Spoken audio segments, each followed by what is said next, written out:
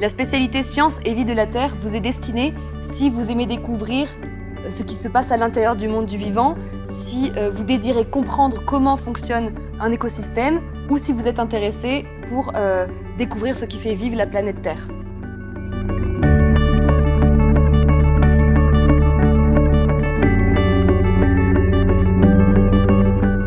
Avec l'enseignement de SVT, vous apprendrez à réaliser des démarches scientifiques appliquées à l'étude du vivant et de la Terre, à expérimenter et à modéliser, à vous interroger sur les pratiques scientifiques et leurs résultats.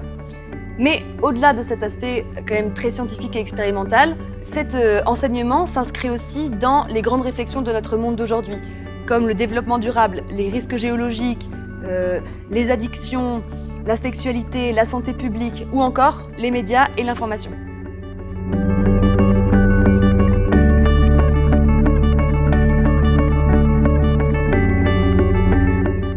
L'enseignement de spécialité SVT est organisé autour de 3 thématiques.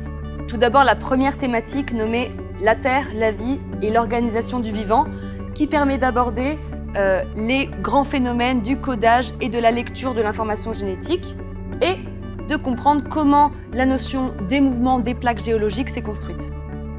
Ensuite, il y a la deuxième notion qui, elle, concerne les enjeux contemporains de notre planète, et notamment, bien sûr, avec la notion essentielle de l'écologie.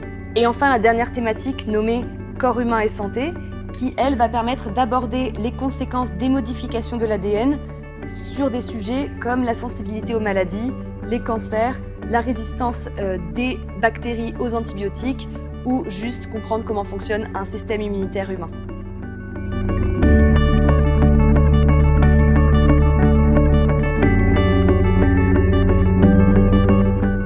Il faut compter 8 heures de travail hebdomadaire réparties en 4 heures de travail en cours et 4 heures de travail personnel.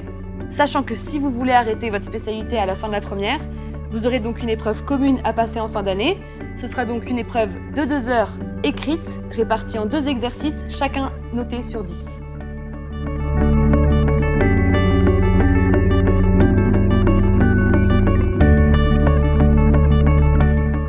La spécialité SVT est particulièrement recommandée si vous vous destinez à travailler dans des professions dans les domaines de la santé et du social, comme par exemple les professions médicales et paramédicales, les professions dans la biostatistique et la bioinformatique, ou encore dans les professions liées à l'hygiène et la sécurité.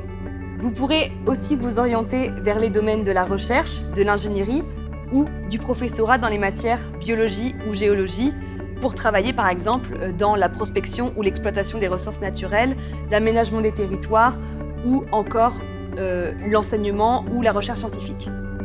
Il est également possible de s'orienter vers des professions liées à l'architecture ou l'urbanisme, à l'agronomie ou l'agriculture ou encore à la diététique. Et enfin, cette spécialité vous permet aussi d'accéder à des formations liées au sport, comme professeur d'EPS, entraîneur dans un club ou encore éducateur et éducatrice spécialisés.